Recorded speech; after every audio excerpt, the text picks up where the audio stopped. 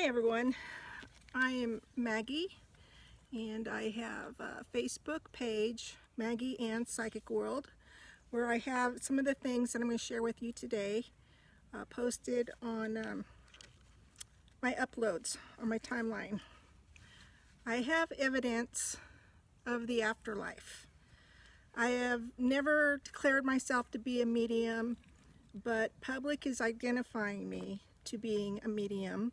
So I'm going to relate to this subject on that level. I never planned for this to happen. It is something that was understandable to me when it did, because I've had paranormal activities throughout my life, and my mother didn't raise me, my grandmother did, but she also had paranormal activities in her life, and she communicated with the afterlife. It wasn't a big thing to go by titles.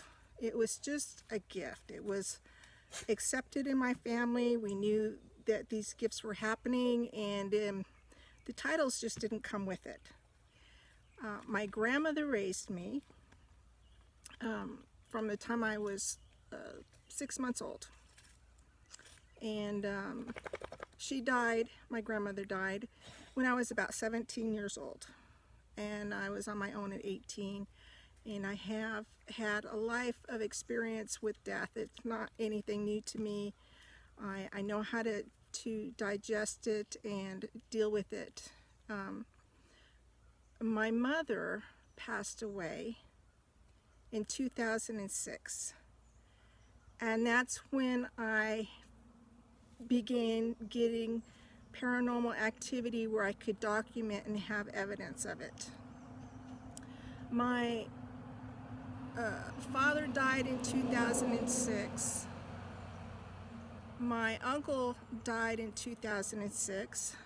I had 3 deaths in my family, and by the time my mom died, I was pretty numb. And my mother and father were never married. They didn't live together, so it's not like they had separation problems with it or anything like that. It's just the way God, Lord, planned it. When He says it's time to come home, it's time to go home. And their time came on the same year. My dad passed away in January 2006, and I did have communications with the Lord, not even knowing it, that these things were going to happen. He was sending me signs that He was going to be with me through all this, and I was picking them up as they were going, as things were unfolding. Then my uncle died in August of 2006, my mother's brother, and then my grandfather went into ER in California. That's where I'm from, born and raised, and he went into the ER in October 2006, and I was pretty overwhelmed by then. I can't go into all the details, but you know, death comes with a lot of responsibilities and family issues, and I didn't have anybody there for me with.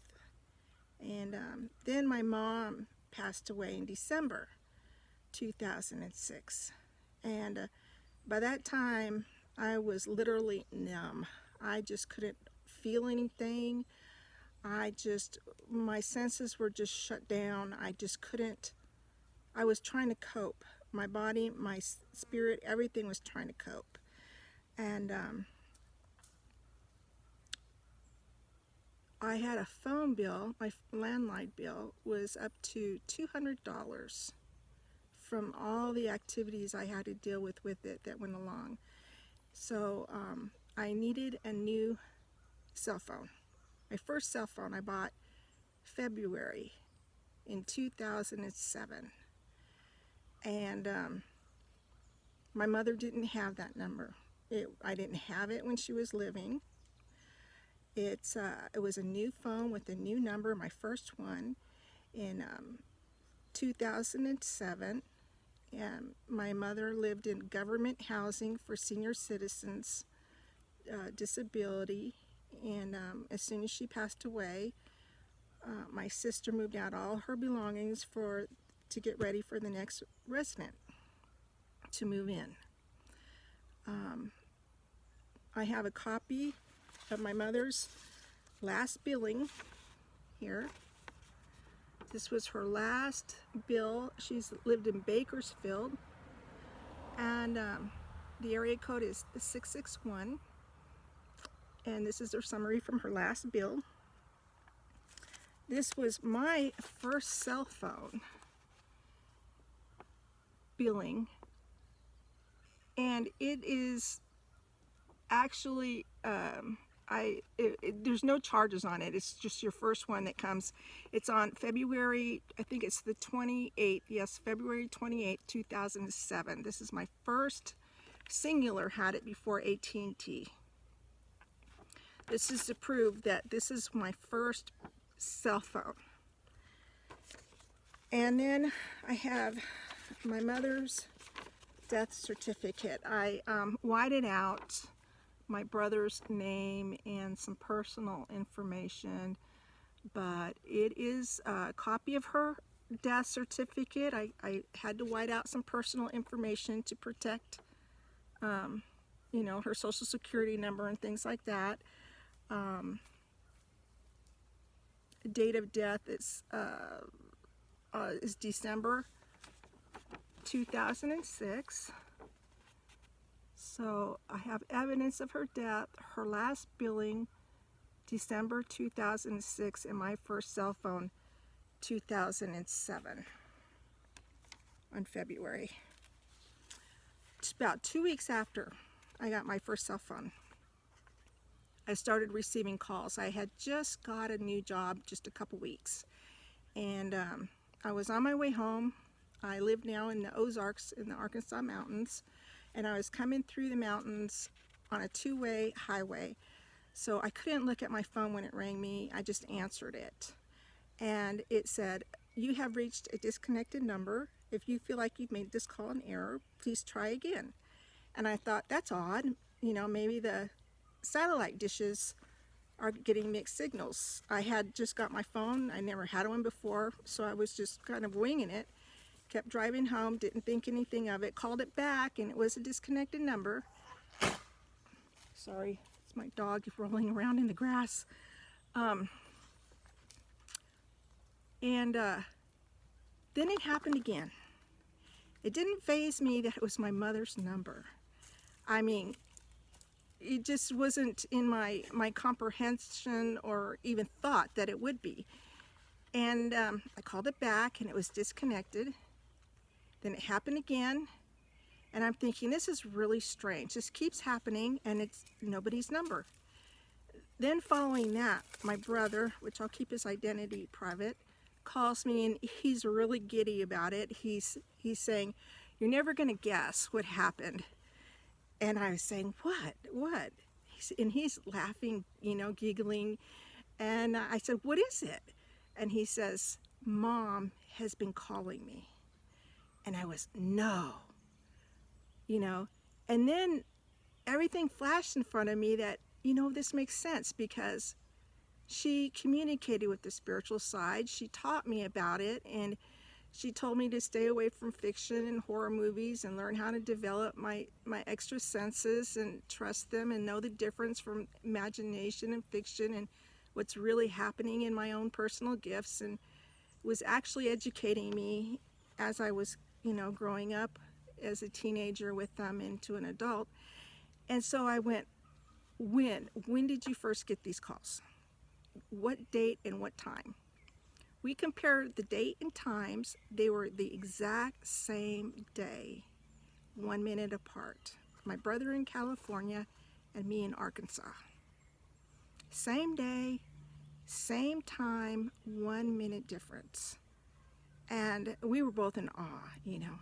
So then I got copies of my AT&T sheets to prove that these were actually going on. And right here I have, this one is dated it says 7/1/09, says 6209 to 7109. The 661 area codes on here is my mother's incoming calls. She would typically call 3 times, like a knock, knock, knock. It'd ring, ring, I'd pick it up, and I'd hang up. Ring, ring, I'd pick it up, then she'd hang up. Ring, ring, ring, and then it would stay connected. And I would hear the recording. You have reached a disconnected number. That's the common connections that we had between us with her number. And let's see, this one is 9208 through 10108. And I highlighted it where it's really hard to see, but it's at the bottom as an incoming call. I mean, it's in the dark line at the very bottom going across it. That's a 661 area code. That's an incoming call from my mom. And this one says August 12th through September 1st, 2008. I have 4 consecutive years of my mother's incoming calls from her disconnected landline, calling me history of evidence of the afterlife on AT&T sheets. 4 consecutive years. Nobody has debunked this. I made it public in 2012. No one has debunked it. Nobody has been able to disprove anything. I've made it public. I mean, everybody's had opportunity to investigate, search. I don't know how many times I called AT&T to try to figure out what was going on before I even shared it, because I didn't want to look like a fool sharing this information. And they couldn't figure it out. They said the number looked occupied still, but it's not a working number. It couldn't be freed. So they didn't know what to think, and they didn't have any explanation. And it got to the point. This one is, these are all different copies. These are all incoming calls from my mother's disconnected number. Evidence of the afterlife. These are all different sheets. I had to block out other people's numbers because they're personal. I don't want to interfere with anybody's privacy. Plus, some of these numbers aren't even with these people anymore. They've changed their numbers, and this has been a long time ago. So this is like 2007, these calls right here. There's one I really wanted to get to. I have 4 consecutive years of incoming calls to share. I mean, this is not a game. It's not made up. It's not fake. There's nothing fake about it. This has actually happened for 4 years. I went for a walk. I just started talking like, I wondered if my mother could hear me. And I said, Mom, do you know that you passed away? Do you know that you died in December? And if this is okay with our Lord, then it's okay with me. I'm just concerned right now. I was really wondering, if this is good with God and everything. And if it is, to let me know. Give me a sign. Let me know. About 12 o'clock that night, my landline rings me. And I answered it. And I hear a man, it rings me. And as soon as I answer it, it starts ringing out. And a man answered it, and I said, hello? And he says, hello? And he says, who's this? And I say, well, who's this? And we're going back and forth. Oh, you called me. No, you called me. And I pulled the handset away, and I see it's the funeral home that I had my mother's body sent to. I'm the oldest child, and I chose the funeral home to go to, and I hung up. You know, I was floored. I hung up, and that happened about 2 more times. I had to see who got the bill on that. Who got the bill? That was on my landline. I knew somebody had to pay for it. I'm in Arkansas. He's in Bakersfield, California. Who got billed for that? Because when I answered it, it was ringing out. My bill didn't have any outgoing call. My mother could reverse the charges to his phone by about the 4th time it happened, of her connecting my number to this man. Personal home at 10 o'clock at night, my time, so 2 hours difference would have been 8 o'clock at night, their time, after work hours. Him answering, you know, half asleep. I told him what was going on and to check his billing. I says, you know, remember all those days when we went back and forth to who's this, and I identified myself. I said, this is so-and-so, this is Margaret. You have my mother's body was sent to you, and I didn't call you. My mother's connecting my line to you. He's like, no. And I says, yeah, and it's not on my billing as an outgoing call. And if you don't believe me, check your billing, because it's not on my bill, and I know it was on his bill. He paid for those calls, and he knows he didn't call me. Now this one has my mother's birthday.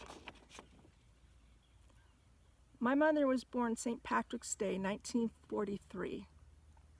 Her disconnected number with the 661 area code comes in a couple times, lets me know it's her with her number identifying herself, and then right afterwards is another call by her with her birthday, area code 317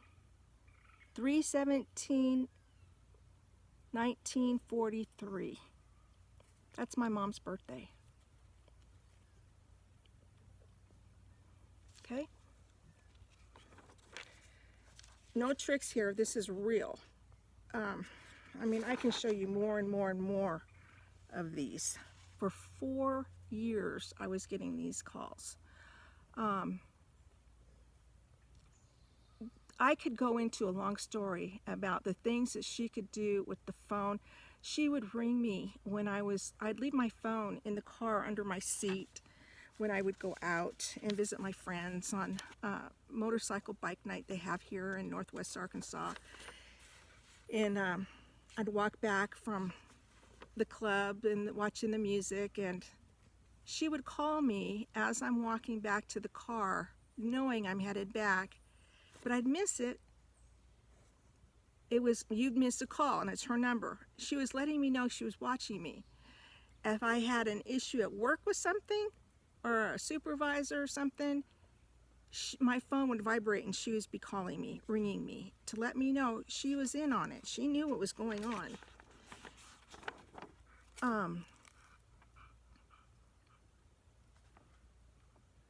The things that were going on, I know, put the gray on my head, because it was more than most people could take. And this one has call wait on it. 661 area code's my mother's number that is matching what is on the disconnected sheet, her last billing that I shared first of this video. Then there's a number, and it's on call wait. Then there's a number that's in Torrance. That was my grandfather after he got out of the hospital. He would call me every week. She knew when he was calling me, and she put herself on call wait. I'd be literally talking to my grandfather, and the phone would be ringing me, and I'd say, hold on, someone's trying to break in. Let me put you on hold for a minute. And that was her number. She put herself on call wait. She would call me just before he would call and let me know that he's going to call me ahead of time. I have her number and family's numbers back to back of letting me know she was aware of what I was doing and everybody else. And I mean, we are thousands of miles apart. My grandfather lived, he passed away in 2010, but lived in Torrance, California, and I'm in Arkansas. And she would know and let me know immediately what was going on between us. She would put herself on call wait when I was talking to family, friends, certain people that she knew I was close to and she was aware of. She wanted to be a part of it. And she made herself a part of my life after she passed away. Now, my mother and I did not mourn. I was not mourning by the time my mother died. And whenever I tell this story, people think, oh, Maggie, you must have just prayed really hard, or you took it so hard and mourned, and it caused her to contact you. None of that happened. None of that happened what people think happens. People think you have to be praying really hard for your family to come through to you, or mourning after them in heartache to make them know that you're loving them and thinking about them, and that's just not so. The love is still there, and it's alive, and it's connected to you. You don't have to go through all that to know that they are watching you and with you. There's so much misunderstanding that really needs to be known about communications with the afterlife and how it happens. And if it's meant to be, it does happen. But if it's not, it doesn't. It's not like people can just, bam, there they are. That's BS. That's just not true. That just doesn't happen. Sorry, God's in charge of that. We aren't. So anybody that says that they can just magically, pop somebody in from the afterlife, I don't believe it. Anyway, I'm glad that I had this opportunity to share with you. My name's Maggie Morris-Calderon, and I'm going to take on the identity of medium now because of this and what people want to identify what's going on with me. I've already taken on the title psychic paranormal activity, and now I'll take on medium because of this. So I do have evidence of the afterlife. It's real. It's a part of the plan of what's going on around us. My mother and I are both Jesus, faith, and holy God. Neither one of us ever practiced witchcraft. Nothing like that. Nothing fake, nothing man-made, everything natural. We've never been a part of spells or any kind of forcing. Everything has to be natural or it's not true. And that's what I'm bringing. The truth, I'm a truth seeker. I want to know the truth. What's going on? I want to know what's really going on. And that's what I'm interested in. And I'm gonna share this because people think, it's bogus, and there's so much that needs to be known of the truth. Thank you for your time, and God bless everyone, and peace be with you.